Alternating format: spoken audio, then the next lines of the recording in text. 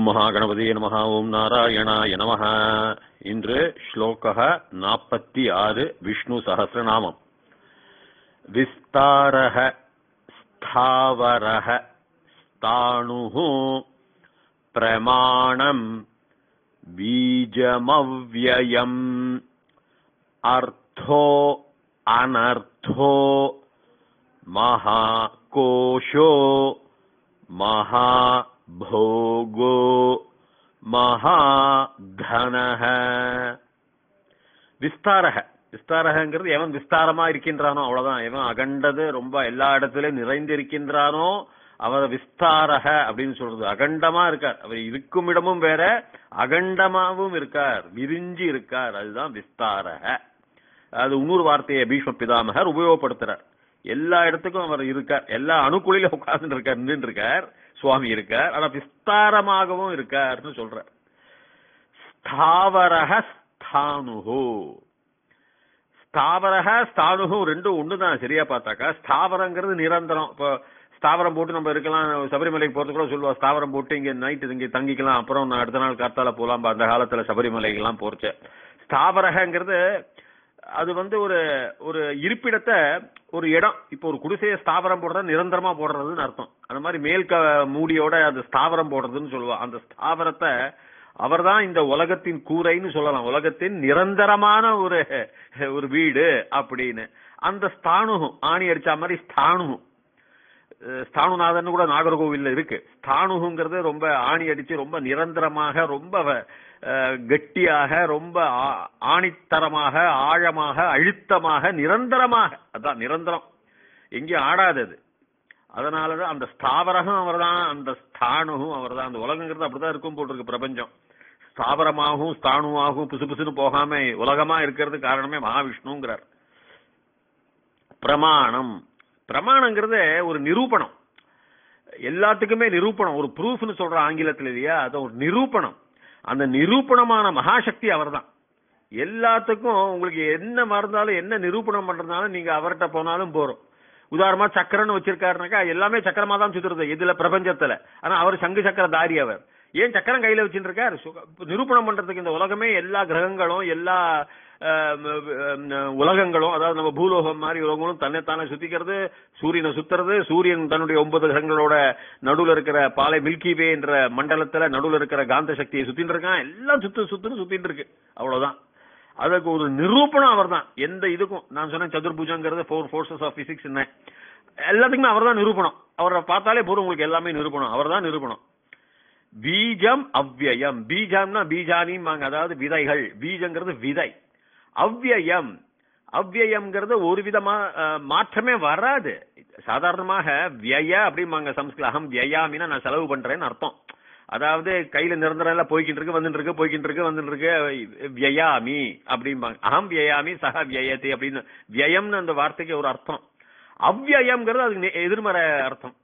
அதாவது ஒன்றும் செலவில்லாம, ஒன்று நிரந்தரம். அவ்யய புருஷ சாட்சி அவர்தான். அவ்யயம் அவர்தான், நிரந்தரம், ஒரு விதமான மாற்றுதல் இல்லாதவர்.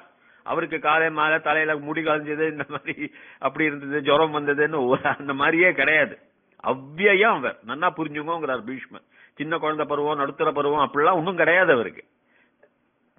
அவ்யயம், அந்த அவ்யயமான பீஜம். பீஜங்கிறது என்னது? அதான் நான் சொன்ன முன்னாடியே, இன்ஃபைனைட் டாட்ங்கிறாங்க. அதாவது அளவில்லாத சிறு புள்ளிலிருந்து தான் உலகமே வெடித்து சிதறியது இந்த பிரபஞ்சம்னு.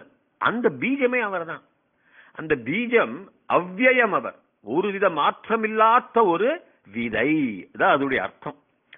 அர்த்தக, அர்த்தகங்கிறது நிறைய பெரிய அர்த்தம், நிறைய அர்த்தங்கள் இருக்கு. அர்த்தகங்கிறது எக்கனாமிக்ஸ் சொல்லுவான், பொருளாதாரம்னு சொல்லலாம். அர்த்த சாஸ்திரம், இவருடைய அர்த்த சாஸ்திரம் அர்த்தக. அர்த்தக தனம், தனத்து கூட அர்த்தகம்பாங்க. அர்த்தங்கிறது ஒரு பொருளுடைய மீனிங், அதோடைய அர்த்தம்.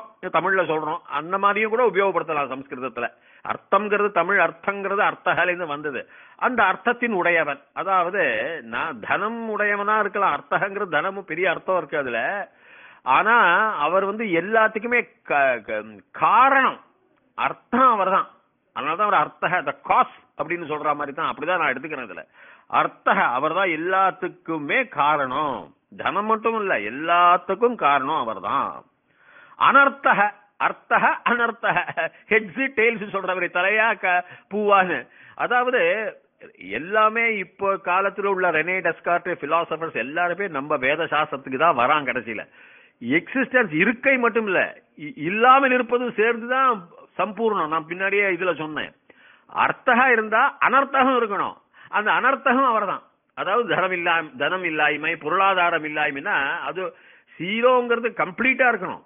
ஒரு 1 0 தான் இருக்கும். அதாவது ஒரு பொருள் கம்ப்ளீஷன் வேணும்னா தலை பூ, ஹெட்ஸ் டெய்ல்ஸ் அப்படின்னு சொல்ற மாதிரி ஆங்கிலத்துல. ஒரு காயின் நாணயத்தை எடுத்துட்டாலும் 2 பக்கமும் இருக்கணும். அதுக்கு 2 பக்கமும் எடுத்தா பூர்ணமாகும். வெறும் ஹெட்ஸ் மட்டும் இருக்காது, அப்படின்னு தான் பூர்ணம் இல்ல. சோ அர்த்தக அனர்த்தக 2 சைட்லயும் காயினுக்கு ஹெட்ஸ் தான் அர்த்தம் இருக்காது. ஒரு சைடுல ஒரு காயின்ல ஒரே ஒரு சைடு மட்டும் இருக்க முடியுமா? நாணயத்துல ஒரு காயின்ல ஒரு நாணயத்துல இருக்காது. அதுதான் பீஷ்ம பிதாமகர் அர்த்தகம் சொல்லியும் அனர்த்தகன் அழகா சொல்றார். அந்த மகாபிரபு அவர் தான். மகா கோஷக.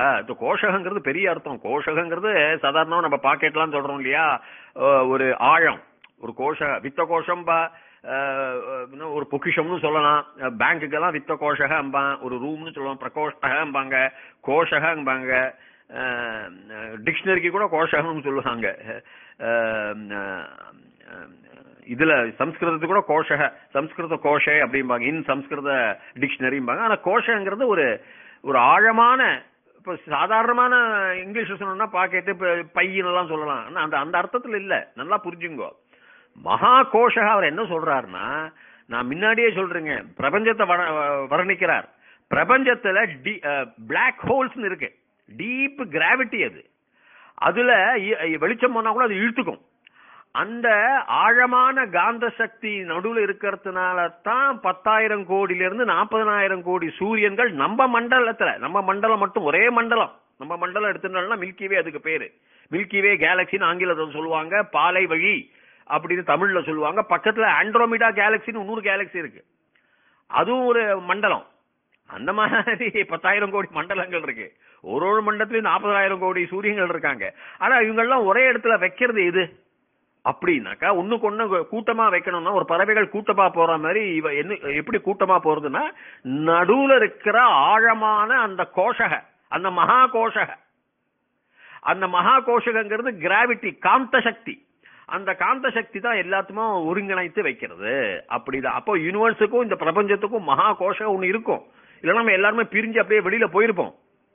அந்த மகா கோஷம் பிரளய சமயத்துல 311 லட்சம் கோடி வருடங்களுக்கு பின்னால் திருப்பி இந்த மகா கோஷம் எல்லாத்தையும் இழுத்துடும் பிரளயம். அவ்வளவு அழகா சொல்றாரு பாருங்க பீஷ்ம. மகா கோஷங்கள் சும்மா சாதாரண பாக்கெட் கிடையாது, பை, ஜோபி பை கிடையாது. மகாபோக, அவர் தான். போகங்கிறது பல அர்த்தங்கள் உடையது. பாம்பு கூட போகம் சொல்லுவா, தனத்துக்கு போகம் சொல்லுவா. ஆனந்தம், போகங்கிறது ரொம்ப பெரிய ஆனந்தம். அது அந்த ஆனந்த நிலை நம்மளால வர்ணிக்க முடியாது. பிளிஸ், ஆனந்தம் இருந்தா துக்கம் இருக்கும். ஆனா வெறும் ஆனந்தத்தை சொல்லல அவர், மகாபோகங்கிறார். அந்த போகங்கிறது சந்தோஷம்னு, சந்தோஷம்னு, துஷ்டகன்னு அப்படின்னு சொல்லல. பிளிஸ், அது புத்தர் சொல்ற மாதிரி அது ஒரு ஸ்டேட், அது ஒரு நிலைப்பாடு, அது ஒரு நிலை. மகாபோக, அது ஆனந்தமா அது துக்கமா அதுல போய் விழுந்து விட்டோம்னாக்கா நமக்கு மறுபிறப்பு கிடையாது. மகா தனக, தனங்கிறது தெரியும், தனம், தனங்கிறது நாணயம், என்ன சொல்லுவாங்க, தங்க நாணயம் கூட சேர்த்துக்கலாம். ஆனா தனங்கிறது பெரிய அர்த்தம். அது ஞான தனம், நம்ம சுபாவத்துல நல்ல சுபாவம், அது ஒரு தனம். நம்ம மற்றவர்களுக்கு ஒரு தானம் பண்றது, அது ஒரு தனம். இதெல்லாம் தனக தான். அந்த பெரிய மகாதனக சுவாமி தான் அப்படின்னு பீஷ்ம பிதாமகர் ரொம்ப அழகா வர்ணிக்கிறார் சுவாமிய. அப்ப நான் எண்களை சொல்லிடுறேன். 426 விஸ்தாரக, 427 ஸ்தாவரக ஸ்தானு, 428 பிரமாணம், 429 பீஜம் அவ்யயம், 430 அர்த்தக, 431 அனர்த்தக, 432 மகா கோஷக, 433 மகா போக, 434 மகாதனக. ஓம் தீர்காயுஷ்மான் பவ, தீர்க சுமங்கலி பவ, சர்வவியாதி நிவாரண பிராப்திரஸ்து, சர்வ ஐஸ்வர்யம் அபிவிருத்திர்பவது, சர்வ மங்களானி பவந்து. ததாஸ்து ததாஸ்து ததா அஸ்து.